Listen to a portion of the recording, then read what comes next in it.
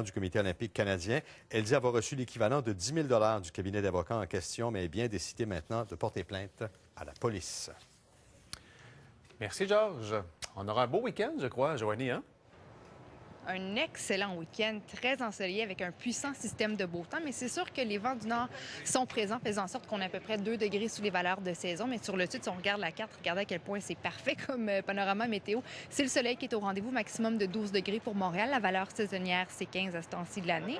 Pour le centre aussi, ça se passe de très, très belle façon. 9 à 12 degrés pour vous. Québec, maximum de 11 degrés, donc 2 degrés sous les valeurs de saison. Davantage de nuages pour le bas du fleuve avec un léger risque de précipitation. Sinon, ça se passe très bien pour Saguenay et Roberval également. C'est dans l'est qu'on parle davantage de nuages avec la dépression qui a laissé des nuages résiduels. Voilà, température de 9 à 11 degrés, rafales de vent pouvant atteindre 50 km à l'heure.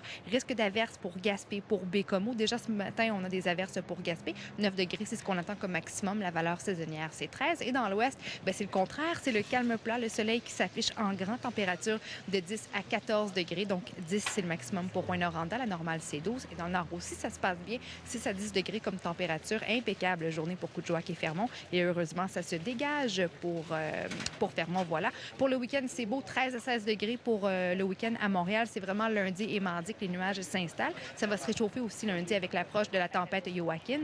Pour Québec aussi, là, ça se passe très, très bien pour le week-end. On va se maintenir entre 11 et 14 degrés, donc un petit peu plus frais toujours.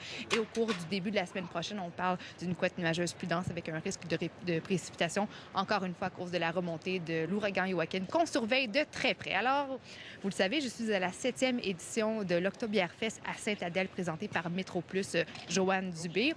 Ça débute dès 15 h aujourd'hui et c'est vraiment une activité pour toute la famille. Pas besoin d'être nécessairement un amateur de bière pour venir ici profiter du site. Il y a de la nourriture, des kiosques, des camions, des manèges, des spectacles. Donc vraiment 150 aussi variétés de bières à découvrir. Et j'ai l'occasion d'en découvrir une que je ne connaissais pas ici, la Petit Train du Nord. Donc Petit Train du Nord qui résonne très bien avec les gens des Laurentides. C'est quel type de bière, ça? C'est une bière blonde. C'est une bière de haute fermentation brassée ici à Mont-Tremblant. Bon, c'est parfait, on va goûter à ça. Et aussi, bien évidemment, on ne peut pas passer à côté des plats. Moi, depuis ce matin, j'ai mangé des Oreos frits, des pétanques, des crevettes tempura. Et là, qu'est-ce qu'on me sert ici? Une poutine sauce au porto et fines d'herbe. Bon, alors encore une fois, j'aurai pas le choix d'y goûter. Je sais pas s'il y a une petite fourchette ou une cuillère, ou sinon j'y goûterai un petit peu plus tard. Mais gang, on fait un petit cheers et je souhaite un très bon succès à cette 7e édition de l'Octobière-Fest de Sainte-Adèle, tout le monde. Santé! Santé, tout le monde. Bon week-end là-bas. Profitez-en bien.